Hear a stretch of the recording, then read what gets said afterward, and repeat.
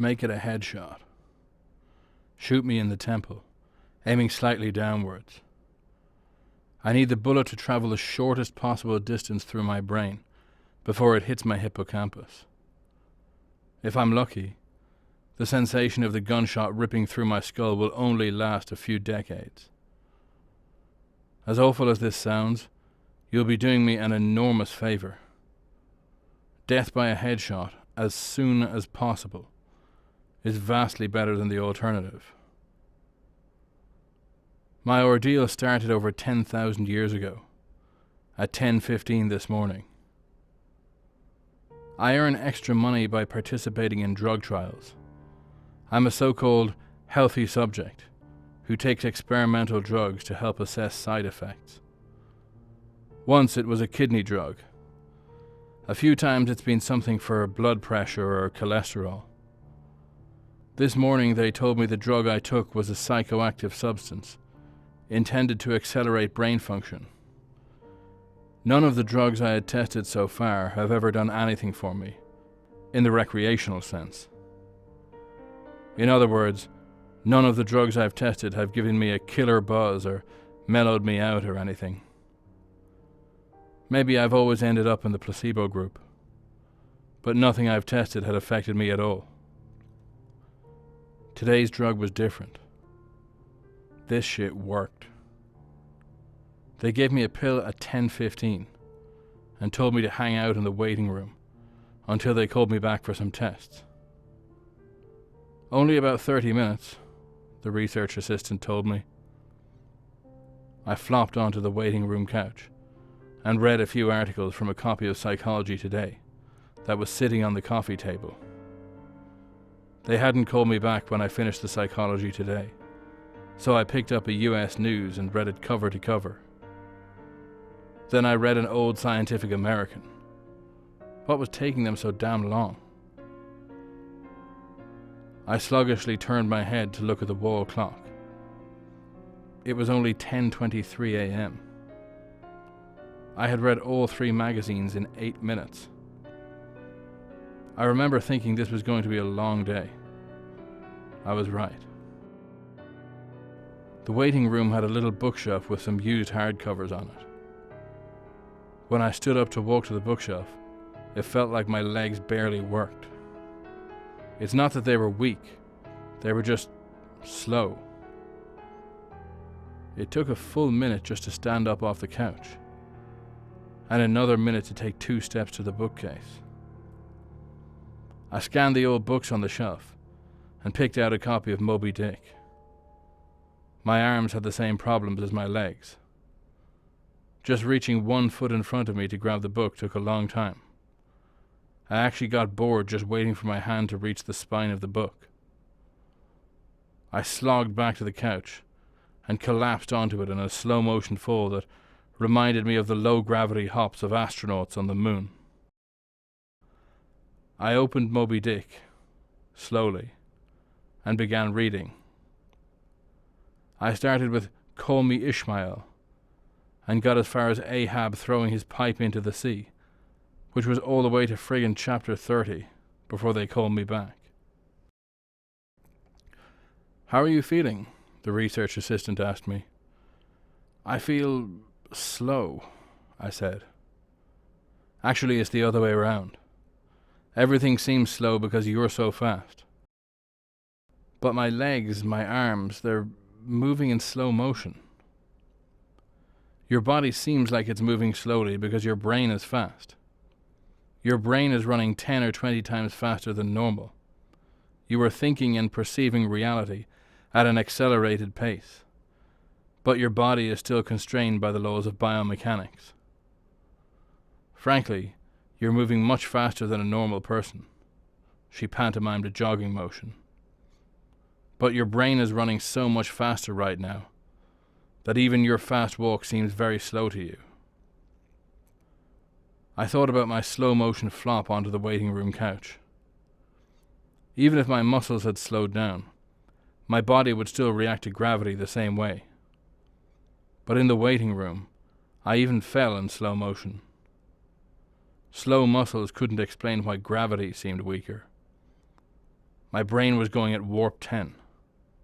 That's how I managed to read 3 magazines and the first 30 chapters of Moby Dick in 15 minutes. They ran a series of tests on me. The physical tests were fun. They made me juggle 3 balls, then 4, then 6. I had no problem keeping 6 balls in the air, because they seemed to be moving so slowly. It was boring, frankly, waiting for each ball to move through its arc so I could catch it with my slow-motion hands and toss it back into the air.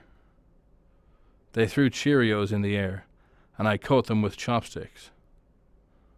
They dropped a handful of coins, and I counted the total value before they hit the ground.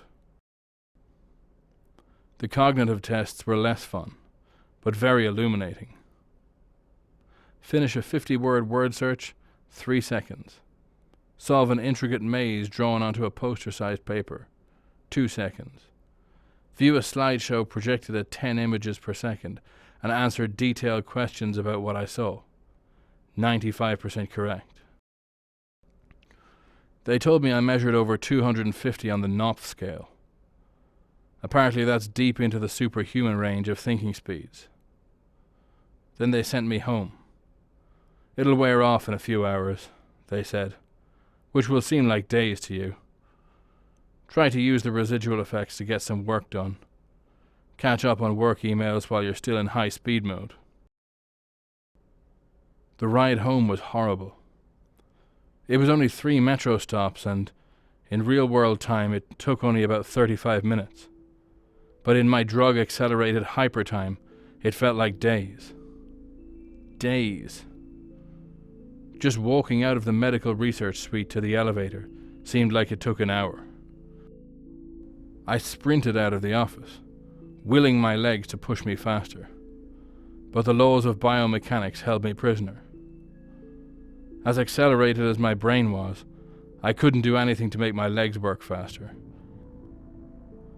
The huge disconnect between my body and mind made it extremely difficult to judge how and when to slow down, turn, or rotate my body.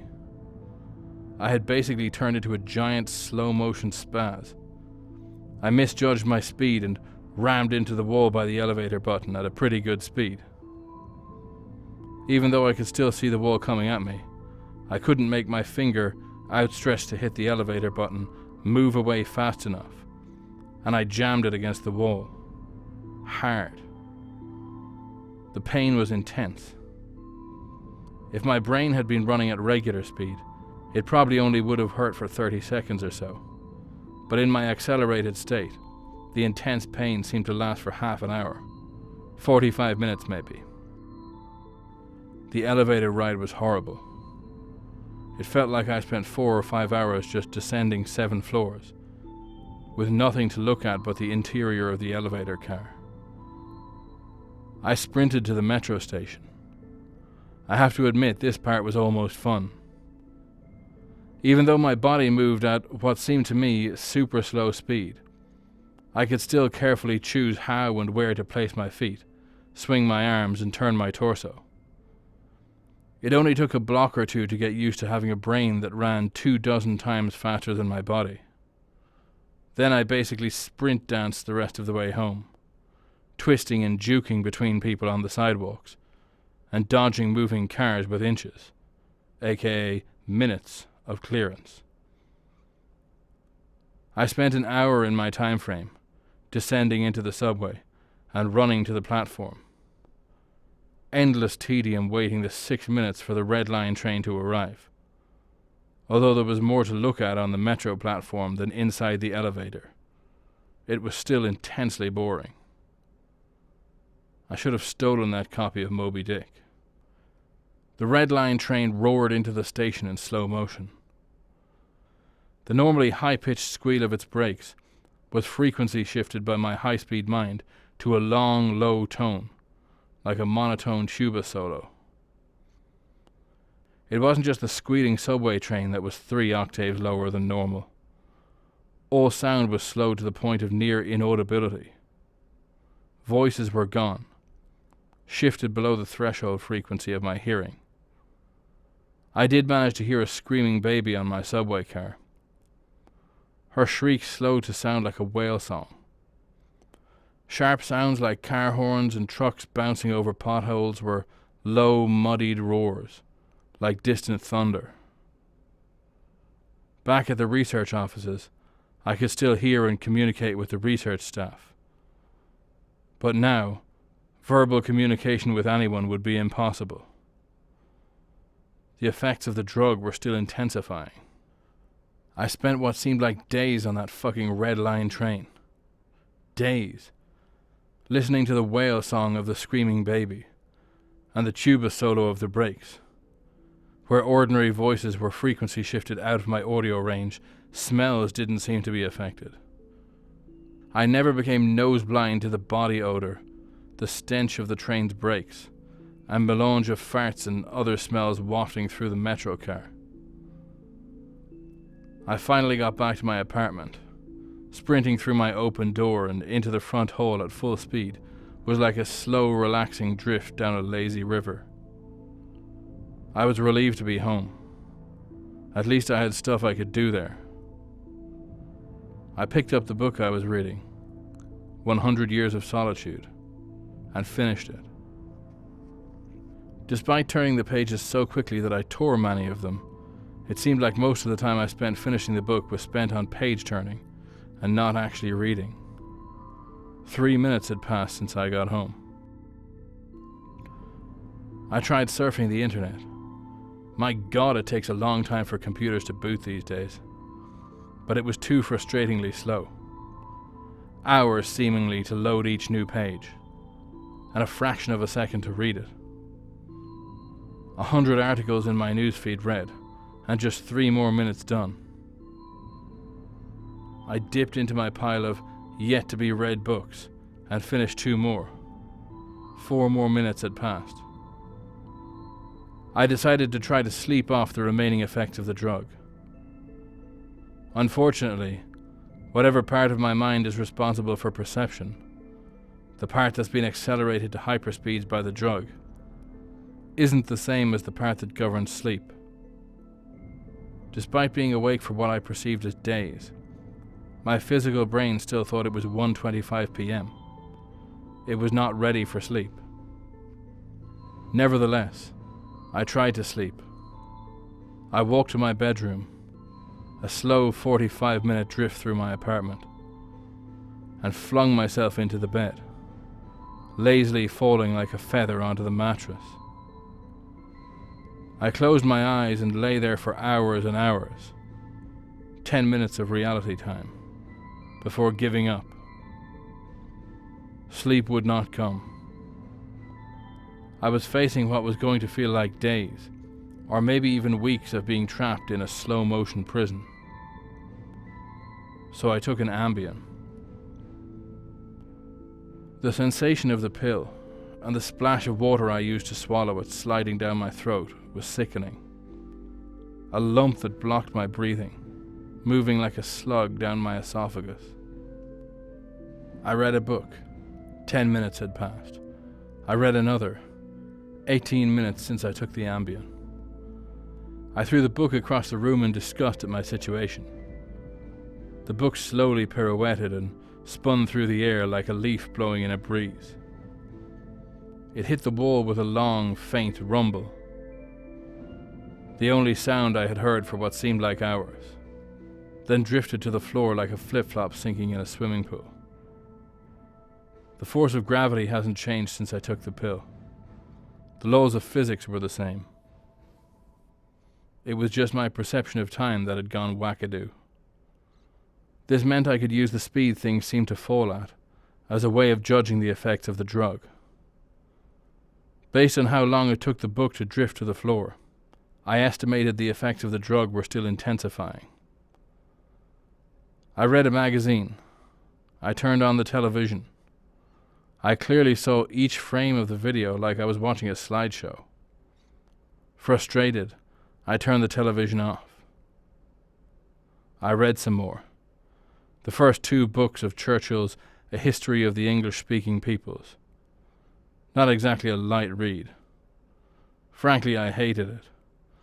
but given the hours of tedium it would take to get another book off my shelf, just sitting on the couch and reading Churchill was better, or at least less worse. It had now been 35 minutes since I took the Ambien. I lay down on the couch and closed my eyes. Time passed. I inhaled. An hours-long process. Time passed. I exhaled for more hours. Sleep would not come. I needed a new plan. I decided to go back to the offices where they gave me the drug. Maybe they would have something that could counteract its effects, or at least something to knock me out until it wore off. I exited my apartment as fast as possible, taking hours in my time frame to do so. I didn't even bother locking the door. It would have taken so long. Down the stairs, it's faster than the elevator if you run, through the lobby, out the front door and onto the street. These few things felt like a long day at the office. Sprinting down the street, dancing and weaving between pedestrians with what must have looked to them like superhuman dexterity. Down the first flight of stairs at the metro, across the landing, another hour, then onto the second flight of stairs. That's when the Ambien hit me. The Ambien didn't make me sleepy. Not at all. Instead, it must have had a severe cross-reaction with the experimental drug I took this morning. I was bounding down the second flight of stairs, moving in slow motion, but still making perceptible progress. Then wham! Everything stopped.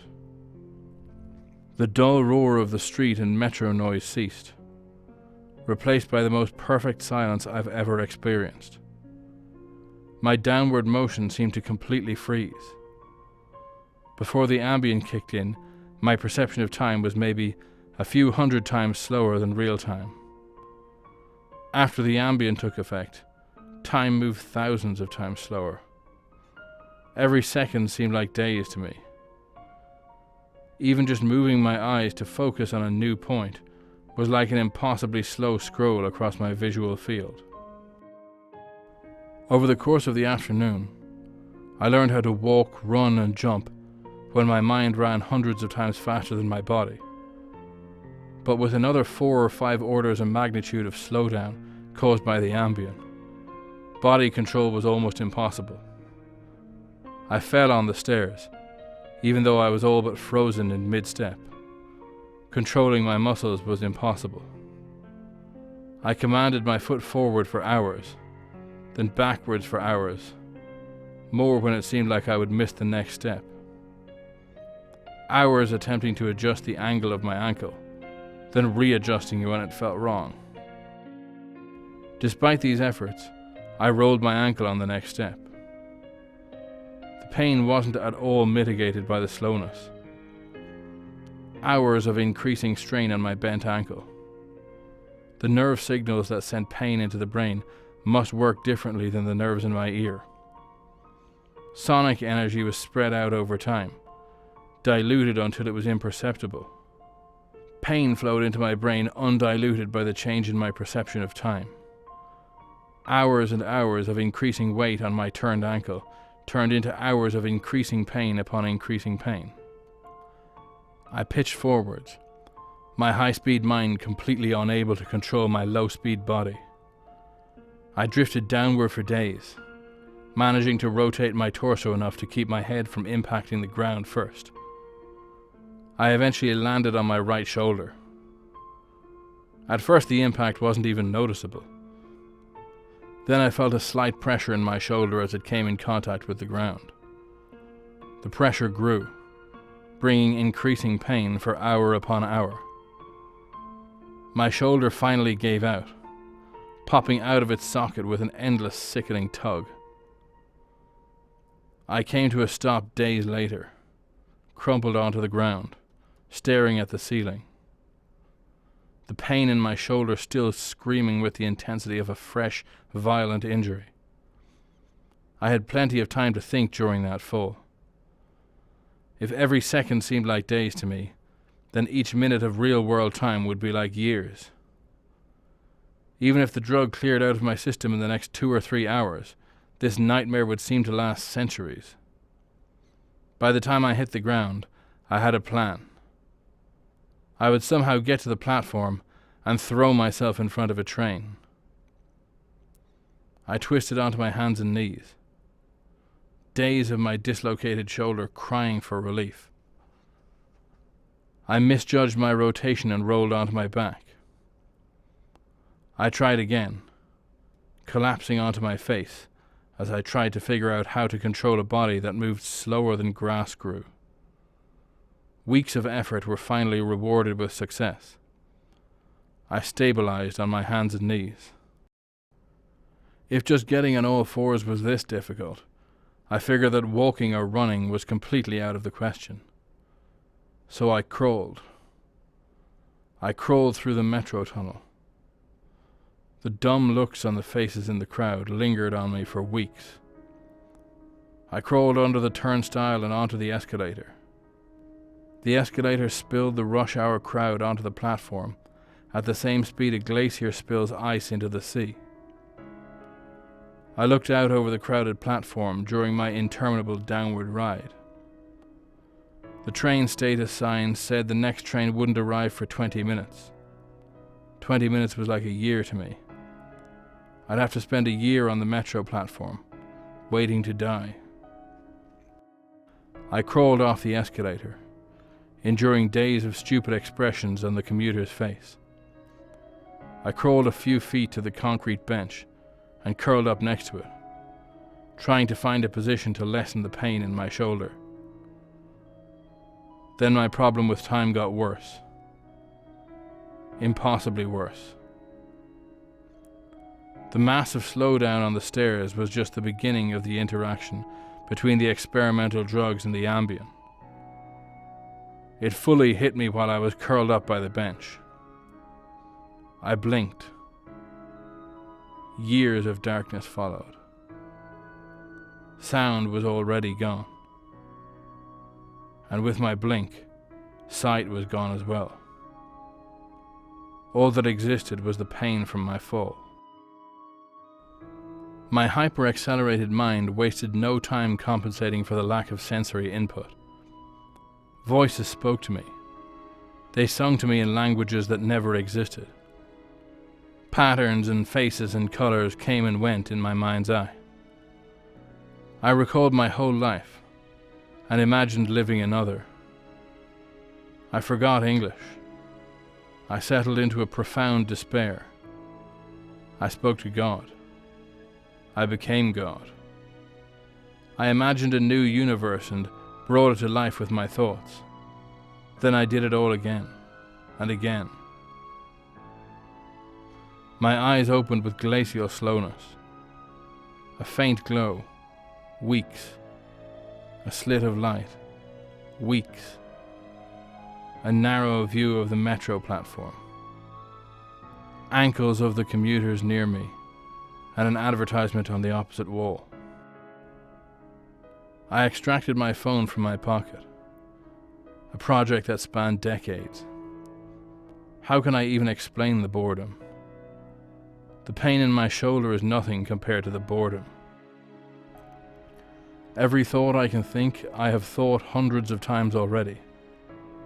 The view of ankles and advertisements never changes. Never. The boredom is so intense. It's tangible. Like a solid object of metal and stone wedged into my skull. Inescapable. What are my options?